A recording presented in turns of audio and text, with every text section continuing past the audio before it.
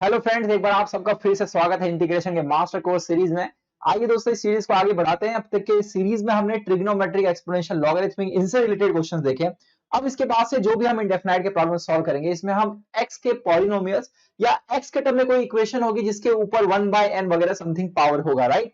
तो अब हम जो भी क्वेश्चन देखने वाले हैं, इसके अंदर कोई ट्रिग्नोमेट्रिक फंक्शन इन्वॉल्व नहीं होगा, प्योरली एक्स के पॉलिनोमियल्स या एक्स के पावर्स के फंक्शंस होंगे। तो शुरू करते हैं अपने इस पूरे सीरीज की शुरुआत एक इजी क्वेश्चन मतलब टाइप से। बेसिकली जैसे आपको पता होगा, पूरे सीरीज में हमने क्वेश्चंस को टाइप्स में डिवाइड कर दिया है, ताकि उससे मतलब एक टाइप से हम हजारों क्वेश्चन बना सकते हैं, राइट। सिर्फ कांस्टेंट की वैल्यू चेंज करके। आपने इसके पहले अगर वीडियो देखा है तो आप उस चीज को समझ गए होंगे। इसका फायदा ये होगा कि फ्यूचर में जब भी आप इस तरह के कॉम्बिनेशन देखेंगे, कहीं पर भी इंटीग्रेशन को फेस करेंगे, बहुत ही आसानी से आप उसे सॉल्व कर लेंगे। ऑलमोस्ट 99% क्वेश्चन आपका इंडेफिनाइट का ये सीरीज देखने के बाद सॉल्व हो जाएगा।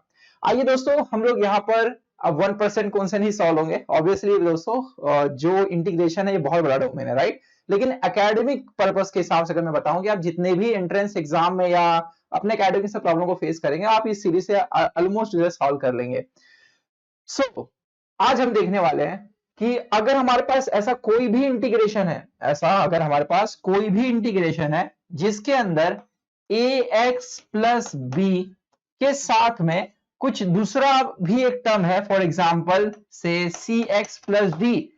बस आपको ये आइडेंटिफाई करना है कि ax प्लस बी मतलब इन दोनों में से कोई भी एक, ये हो जरूरी नहीं है, बट ऐसा मैं कह रहा हूं कि साथ में और भी कोई हो सकता है लीनियर इक्वेशन। ओके, कहने का मतलब ये है कि ये भी लीनियर, मतलब एक्स का पावर इसमें 1 है, इसमें भी एक्स का पावर 1 है, और किसी भी एक टर्म का पावर या तो 1/n होगा या तो n होगा, या तो 1/n होगा या तो क्या होगा, n होगा। ऐसे सिचुएशन में हम इस तरह के इंटीग्रेशन को कैसे डील करेंगे, उसके लिए मैंने यहाँ पे मेथड लिख रखा है। बहुत ही ध्यान से देखिएगा कि अगर आपके पास ax प्लस बी का पावर 1/n हो, मतलब अगर इसका पावर 1/n हो, तो इस पूरे को हम t रेज टू n लेंगे। क्या लेंगे? t raise to n। उसका लॉजिक है, ताकि अगर ये पूरे को हम t रेज टू n ले तो ये n इससे कैंसिल हो जाएगा सब्स्टिट्यूशन करने पर। लेकिन अगर इसका पावर n है तो इस केस में हम इस पूरे को t रेज टू n ना लेकर सिर्फ t लेंगे। सिर्फ क्या लेंगे? t लेंगे। और ऐसा क्यों? क्योंकि अब हमें थोड़ी ना किसी को कैंसिल करना, अगर इसको हम t लेंगे तो t रेज टू n हो जाएगा, तो भी हम आसानी से सॉल्व कर सकते हैं। तो कुल मिलाकर बात यह है कि 1/n जो है ये खतरनाक दिखता है, तो इसको हटाने के लिए हम ax प्लस b को t रेज टू n लेंगे, ताकि ये n कैंसिल हो जाए उससे। कैसे, जरा हम एग्जांपल के जरिए इसको समझते हैं। तो मुझे लग रहा है ये सब्स्टिट्यूशन आपको समझ गया अच्छे से। इसमें बहुत ही खास खास प्रॉब्लम बनते हैं, अभी मैं आपको 2-3 एग्जांपल के जरिए समझाऊंगा। देखिए दोस्तों, हम लोग इस प्रॉब्लम को समझते हैं, जिसमें हमारे पास है 2x plus 1 into x plus 2 raise to 1/10 dx। ये क्वेश्चन एग्जाम में आपको आ गया। तो देखो, आइडेंटिफाई करने का तरीका क्या है, ये भी लीनियर है, ये भी लीनियर है, मतलब समझ रहे हो, एक्स का पावर इसमें ही बने, और भी कोई हो सकता था साथ, मतलब मल्टीप्लाई में और भी टर्म हो सकते थे, उससे आपको डरना नहीं है, बस सारे लीनियर होने चाहिए। अरे ये ठीक। सो एक बार आप मेथड समझ गए तो एग्जाम में तो आप बहुत आसानी से सॉल्व करोगे। तो मेथड क्या है इसमें कि आपको अगर 1/10 दिख रहा है तो x प्लस 2 जो है जिसके पावर में वैसा है, तो उसको x प्लस 2 को आप ले लोगे t raise to 10। Okay, so therefore दोनों तरफ डेरिवेटिव लेते हैं, तो x के यहां पे हो जाएगा dx इक्वल्स टू 2 का तो 0 होगा, t रेज टू 10 का होगा 10 t raise to 9 dt। Okay, तो आपको dx की वैल्यू मिल गई, और यहीं से आप देखेंगे कि आपको x की वैल्यू भी मिल जाएगी। x की वैल्यू क्या मिलेगी? t raise to 10 minus 2। क्यों हम x की वैल्यू निकाल रहे हैं? क्योंकि देखो, हम लोग x प्लस 2 को तो 10 t रेज टू 10 पुट कर देंगे, but what about this expression?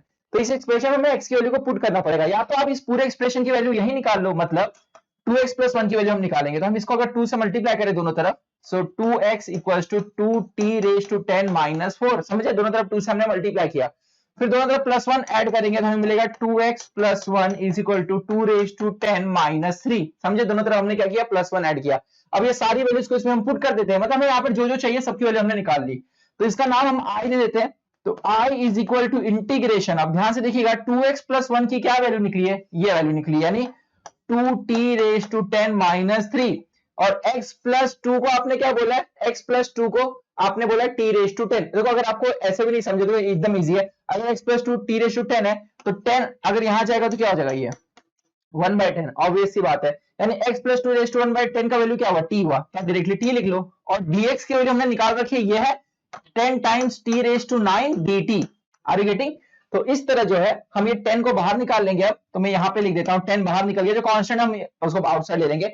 t और t रेज टू 9 से मल्टीप्लाई होगा तो t रेज टू 10 होगा, वो t रेज टू 10 अंदर आएगा और इससे अगर मल्टीप्लाई होगा तो हमें मिलेगा 2t रेज टू 20। समझ गया ना, 10 पहले से था और 10 आएगा तो 20 हो जाएगा, और माइनस 3 से मल्टीप्लाई होगा तो minus 3 t raise to 10 dt। हो गया ये सॉल्व, एकदम आसान है, बस ब्रैकेट सही से लगाना, 10 आउटसाइड है। देन अब देखो इंटीग्रेशन अंदर स्प्लिट कर देंगे तो 2t/20, t/20 का इंटीग्रेशन क्या होगा, t/21/21 माइनस 3t/10 का क्या होगा, t/11/11 और प्लस में कांस्टेंट। हो गया सॉल्व। अब t की ओरिजिनल वैल्यू क्या थी वो आपको उसमें सब्स्टिट्यूट कर देना है, दैट्स ऑल, इतना आसान था। लेकिन अगर इसी क्वेश्चन की जगह, अगर इसी क्वेश्चन के जरिए सॉरी जगह पर अगर मैं ये सब मिटा देता हूं, देखो ध्यान से, तो इसको मैं यहाँ पे रफ कर देता हूं, और ये जो हमारे पास इंटीग्रेशन में पावर 1/10 था, अगर इसकी जगह दोस्तों यहां पर आ जाए 10, तब इस क्वेश्चन में सब्स्टिट्यूशन में बस चेंज होगा। हम x प्लस 2 को पहले क्या ले रहे थे, t/10, लेकिन अब हम इसको क्या लेंगे, सिर्फ t लेंगे। ओके, ऐसा क्यों, क्योंकि अगर इंटीजर पावर है तो वहां पे आपको सिर्फ इसको t ले लोगे तो t/10 डायरेक्टली मिल जा रहा है, लेकिन अगर 1/10 होता ना तो दिक्कत आ रही थी, तो हम उस पावर को हटाएंगे, बिकॉज नहीं तो हम उसको सॉल्व नहीं कर पाएंगे। Are you getting? तो यहां पर हम लोग dx इक्वल्स टू डायरेक्टली क्या हो जाएगा, dt हो जाएगा, और इस केस में जो है x की वैल्यू आएगी t-2, तो देयरफॉर 2x की वैल्यू आएगी 2t-4, so therefore 2x plus 1 की वैल्यू आएगी 2t-3। समझिए, इसकी वैल्यू हमने निकाली, so this is equal to, इसकी वैल्यू हमने क्या निकाली है, 2t-3, और x प्लस 2 की वैल्यू हमने t लिए तो ये हो जाएगा t/10, dx की वैल्यू किसके बराबर है, dt के बराबर। हो गया सॉल्व, मुझे लगता है खुद ही सॉल्व कर सकते हो आप। तो यहाँ पर जो है t/10 अंदर चला जाएगा, और अंदर जाकर के इसे मल्टीप्लाई होगा तो 2t/11 माइनस 3t/10, तो इस तरह ये पूरा इंटीग्रेशन हो गया सॉल्व। ठीक है, अभी तो इसका इंटीग्रेट t/11 का t/12/12, t/10 का t/11/11, फिर t की वैल्यू पुट कर दो जो आपने यहाँ पे ली हुई थी, दैट्स ऑल। तो ये तो बहुत इजी हो गया, लेकिन इसमें किस तरह के क्वेश्चन आएंगे जो आपको एग्जाम में थोड़ा सा देखकर आइडेंटिफाई नहीं कर पाओगे। तो मैंने बता रहा हूं तो आप समझ रहे हो, राइट, लेकिन एग्जाम में ऐसा कुछ भी वेरिएशन दे दिया तो क्या आप आइडेंटिफाई कर पाओगे, देखो कैसे। अब अगर ये क्वेश्चन आ गया, देखो x square square root of 2 minus x square, 2 minus x, ये लेते हैं हम लोग, इसे देखो। तो अगर हम लोग इस क्वेश्चन को देखें तो ये देखने में खतरनाक लग रहा है भाई, कहां से कौन सा क्वेश्चन आ गया है ना, लेकिन अगर इसको ध्यान से देखिए, इसको हम कुछ एडजस्ट करके ऐसे हम इसको लिख सकते हैं, एक्स का square then 2 minus x, 2 minus क्या, x raise to minus half. कैसे, रूट मतलब हाफ, ऊपर जाके माइनस हाफ हो जाएगा dx।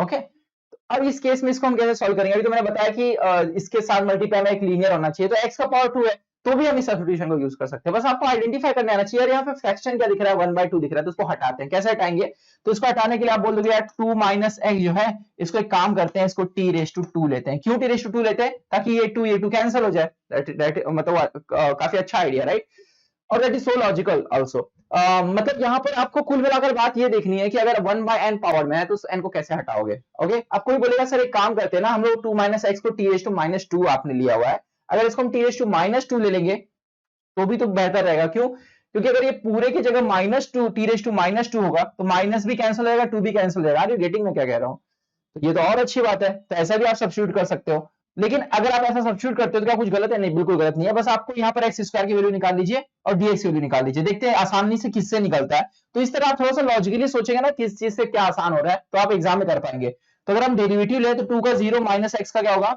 माइनस dx, और t/-2 का क्या होगा, -2 t/-3 dt। ओके, तो ये देखो माइनस माइनस भी यहां से क्या हो गया, कैंसिल हो गया। अब यहाँ पे हम सब्स्टिट्यूट कर देते हैं, तो इंटीग्रेशन एक्स स्क्वायर की क्या वैल्यू आएगी, तो उसके लिए हमें यहाँ पर x की वैल्यू निकालनी होगी, तो x इक्वल टू होगा 2 माइनस t/-2 का मतलब क्या होता है, 1/t स्क्वायर, तो इसको हम लोग यहाँ लेके आ रहे हैं, तो 2 minus 1/t square, this is the value of x। तो x स्क्वायर क्या होगा, दोनों तरफ स्क्वायर कर लो, तो यहाँ पर हम लिख देंगे 2 माइनस 1/t स्क्वायर का होल स्क्वायर। और वो सीधी सी बात है, अगर आपको ये पूरा सीरीज समझ रहा है, -2 दोस्तों इस तरफ आएगा तो हो जाएगा 1/, मतलब 1/-2 यानी माइनस हाफ हो जाएगा। इतना तो बेसिक आपको आता ही होगा, तो -2, समझ रहे मैं क्या कह रहा हूँ, जो भी पावर यहाँ होता है वो यहाँ आके 1/, हो जाता है, तो -2 यहाँ आकर क्या हो जाएगा, 1/-2, that is minus half. Getting, यानी मैं ये क्या बता रहा हूँ, ये पूरे की वैल्यू t है, समझ गए। आप ऐसा भी समझ सकते हो, जब भी आपको इस तरह का फंक्शन दिखे दे पूरे को आप t ले लो, आप ऐसे भी समझ सकते हो, ठीक है, मतलब ये पूरे एक्सप्रेशन को हम t ले रहे हैं, आप ऐसे भी बोल के चल सकते हो, बोथ आर इक्विवेलेंट। सो यहाँ पर अब जो है ये पूरी की वैल्यू आ गई t। अच्छा, dx की वैल्यू क्या है, dx की वैल्यू आई है t/-3 का मतलब क्या होगा, 1/t³, राइट, तो 2 × 1/t³ dt। तो ये देखो इससे कैंसिल हो गया, यहाँ पे 2 आ जाएगा, और मुझे लगता है आगे बताने की जरूरत नहीं है, a - b के होल स्क्वायर का फॉर्मूला लगाएंगे तो 2 - 4 1 upon t square plus 1 upon t raise to 4। समझे हमने क्या किया, ए माइनस बी का whole square formula, sorry a square होगा तो यहाँ पे आएगा 4, ठीक है।